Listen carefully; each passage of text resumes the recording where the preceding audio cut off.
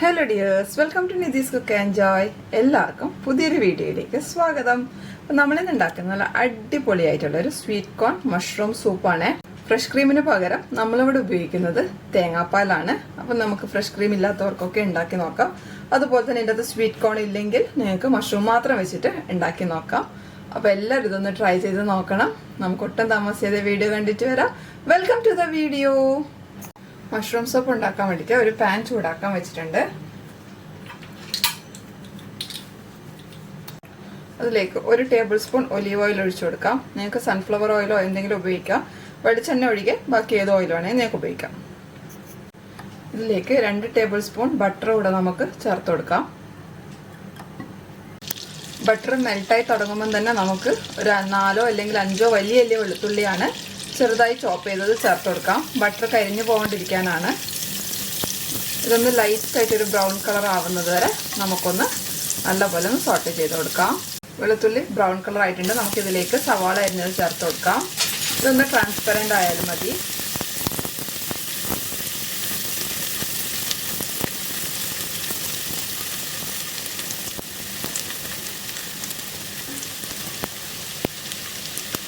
ഇനി നമ്മൾ ഇതിലേക്ക് ചേർക്കുന്നത് മഷ്റൂമാണ്. മഷ്റൂം ഞാൻ ബട്ടൺ മഷ്റൂമാണ് എടുത്തത്. 100 ഗ്രാം ഉണ്ട്. ഇതൊക്കെ പൊടിയായി അരിഞ്ഞതാണ്. ഒറ്റൊരു മഷ്റൂം മാത്രം ഇതുപോലെ സ്ലൈസ് ചെയ്തിട്ട് കാണാനൊരു ഭംഗിക്ക് വേണ്ടിയിട്ട് മാത്രം ചെയ്തിട്ടുണ്ട്. അപ്പോൾ നമുക്ക് ഇതും കൂടെ ഒന്ന് നല്ല പോലെ ഒന്ന് മിക്സ് ചെയ്യാം. അതിൻ്റെ അകത്ത് വെള്ളം പുറത്ത് വരും. അതിനുശേഷം അതൊക്കെ നല്ല പോലെ ഡ്രൈ ആയതിനു ശേഷം മാത്രം നമുക്ക് അടുത്ത ഇൻഗ്രീഡിയൻറ്റ് ചേർത്ത് കൊടുക്കാൻ പാടുള്ളൂ. ഇത് നല്ല പോലെ ഒന്ന് വെന്ത് അതിൻ്റെ വെള്ളമൊക്കെ പുറത്ത് വന്ന് അതൊന്ന് ഡ്രൈ ആവട്ടെ. അതുവരെ നമുക്കിതൊന്ന് മിക്സ് ചെയ്ത് കൊടുക്കാം. ഇത് കണ്ടോ, മഷ്റൂമിൽ നിന്ന് വെള്ളമൊക്കെ പുറത്ത് വരാൻ തുടങ്ങി. ഇനി ഇത് നല്ലപോലെ ഒന്ന് ഡ്രൈ ആവണം.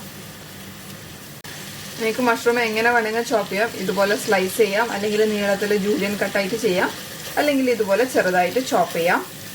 അതിനകത്ത് മഷ്റൂമിൻ്റെ അകത്തെ വെള്ളമൊക്കെ ഒരുവിധം വറ്റിയിട്ടുണ്ട്.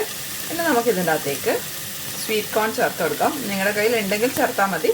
ചേർക്കുമ്പോൾ നല്ല അടിപൊളിയായിട്ടുള്ളൊരു ടേസ്റ്റ് വരും. നിങ്ങൾക്ക് വേണമെങ്കിൽ ക്രഷ് ചെയ്തിട്ട് ചേർത്ത് കൊടുക്കാം. ഇത് ഫ്രോസൺ ആണ്. ഞാനിവിടെ ഫ്രോസൺ ചെയ്ത് വെച്ചതാണ്. നല്ലപോലെ ഒന്ന് മിക്സ് ചെയ്ത് കൊടുക്കാം. നമുക്ക് ഈ മഷ്റൂമിൻ്റെ അകത്തേക്ക് കുറച്ച് ഉപ്പ് ചേർത്ത് കൊടുക്കാം. കുറച്ച് കുരുമുളക് പൊടിയും ചേർത്ത് കൊടുക്കാം. അതൊക്കെ നിങ്ങളുടെ എരിവിനനുസരിച്ചിട്ട് അഡ്ജസ്റ്റ് ചെയ്ത് ചേർത്താൽ മതി. കുരുമുളക് പൊടി നമ്മൾ ഇനിയും ചേർക്കും. ഇത് ജസ്റ്റ് ഒന്ന് ഫ്ലേവറിന് വേണ്ടിയിട്ട് മാത്രം ചേർക്കുന്നതാണ്. ഇനി നമുക്ക് ഇതിനകത്തേക്ക് 1.5 ടേബിൾ സ്പൂൺ മൈദ ചേർത്ത് കൊടുക്കാം. മൈദക്ക് പകരം നിങ്ങൾക്ക് വേണമെങ്കിൽ ആട്ടപ്പൊടിയും ചേർത്ത് കൊടുക്കാം. നല്ല പോലെ ഒന്ന് 1-2 മിനിറ്റ് മീഡിയം ഫ്ലെയിമിലിട്ട് നമുക്കിതൊന്ന് റോസ്റ്റ് ചെയ്തെടുക്കാം.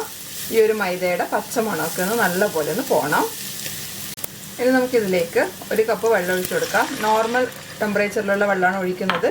ചൂടുവെള്ളം ഒഴിച്ചു കഴിഞ്ഞാൽ മൈദ വെന്ത് കട്ടയായിപ്പോവും. അതുകൊണ്ട് തണുത്ത വെള്ളം, അതായത് നോർമൽ വെള്ളം തന്നെ ചേർക്കണം. ഇത് നല്ല പോലെ ഇളക്കിയിട്ട് ഒന്ന് തിളക്കണം.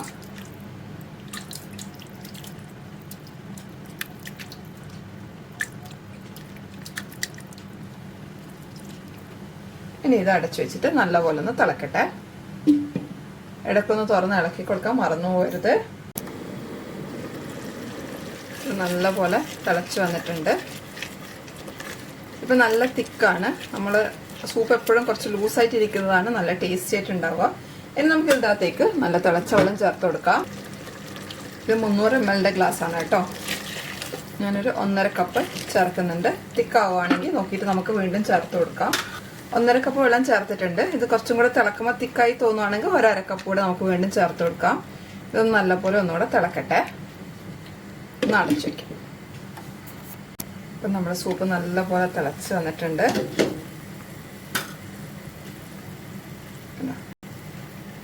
ഇതിലേക്ക് നമ്മളിനി ചേർക്കുന്ന തേങ്ങാപ്പാലാണ്. തേങ്ങാപ്പാൽ ചേർക്കുമ്പോൾ ഒന്നുകൂടെ ഒന്ന് തിക്കാവും. ഇനി നിങ്ങൾക്ക് കുറച്ചുകൂടെ തിക്കായിട്ട് വേണമെന്നുണ്ടെങ്കിൽ നമ്മൾ നേരത്തെ 1.5 ടേബിൾ സ്പൂൺ മൈദ ചേർത്തതിന് പകരം നിങ്ങൾക്ക് വേണമെങ്കിൽ 2 ടേബിൾ സ്പൂൺ മൈദ ആ സമയത്ത് ചേർത്ത് കൊടുക്കാം.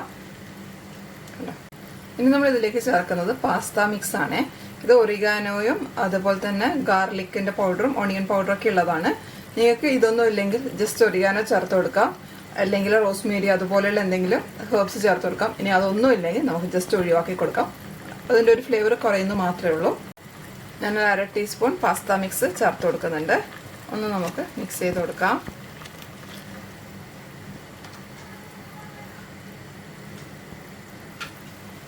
ഇനി നമ്മൾ ഇതിലേക്ക് ചേർക്കുന്നത് സ്പ്രിംഗ് ഓണിയൻ ആണ്. കുറച്ചൊരു 1-1.5 ടേബിൾ സ്പൂൺ പോലെ സ്പ്രിംഗ് ഓണിയൻ ചേർത്ത് കൊടുക്കുന്നുണ്ട്. അതേപോലെ തന്നെ ഒരു 1/2 ടീസ്പൂൺ പോലെ അല്ല ഒരു ടീസ്പൂൺ പോലെ മല്ലിയിലയും കൂടെ ചേർത്ത് കൊടുക്കുന്നുണ്ട്. ഇതൊരു നല്ല ഫ്ലേവർ തരും. ഇനി നിങ്ങളുടെ കയ്യിൽ ഇല്ലെങ്കിൽ ഒഴിവാക്കാം കേട്ടോ. മല്ലിയില മാത്രം ചേർത്ത് കൊടുത്താൽ മതി. സ്പ്രിംഗ് ഓണിയൻ ചേർത്തിട്ടില്ലെങ്കിലും കുഴപ്പമില്ല. ഇനി നമ്മൾ തീ കുറച്ചിട്ട് 2 അല്ലെങ്കിൽ 3 ടേബിൾ സ്പൂൺ നിറച്ച് തിക്കായിട്ടുള്ള കോക്കനട്ട് മിൽക്കാണ് ചേർക്കുന്നത്. നിങ്ങളുടെ കയ്യിൽ തിക്കായിട്ടുള്ള കോക്കനട്ട് മിൽക്ക് ഇല്ലെങ്കിൽ 1 കപ്പ് തേങ്ങയിൽ 1-2 ടേബിൾ സ്പൂൺ വെള്ളം ചേർത്തിട്ട് മിക്സിയിൽ അടിച്ചിട്ട് പിഴിഞ്ഞെടുത്താലും മതി. അത്രയും ചേർക്കുമ്പോൾ തന്നെ ഈ ഒരു ഇത് കിട്ടും. ഞാനിവിടെ 2 ടേബിൾ സ്പൂണാണ് ചേർത്തിട്ടുള്ളത്. അപ്പോൾ തന്നെ നല്ല തിക്കായി വന്നിട്ടുണ്ട്.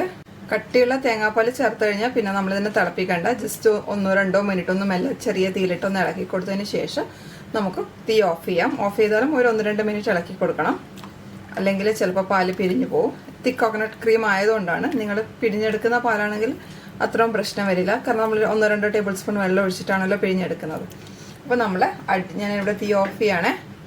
അപ്പോൾ നമ്മൾ അടിപൊളിയായിട്ടുള്ള മഷ്റൂം സൂപ്പ് റെഡി ആയിട്ടുണ്ട്. ഇത് 4 അല്ലെങ്കിൽ 5 പേർക്ക് സെർവ് ചെയ്യാനുള്ളത് ഉണ്ടാവും. അപ്പം എല്ലാവരും ഇതൊന്ന് ട്രൈ ചെയ്ത് നോക്കണം. നമുക്ക് അടുത്ത വീഡിയോ ആയിട്ട് വീണ്ടും കണ്ടുമുട്ടാം. അതുവരേക്കും എല്ലാവർക്കും നന്ദി, നമസ്കാരം. Thank you for watching. Bye. എല്ലാവരും ഹാപ്പി ആയിട്ടിരിക്കുക, ഹെൽത്തി ആയിട്ടിരിക്കുക.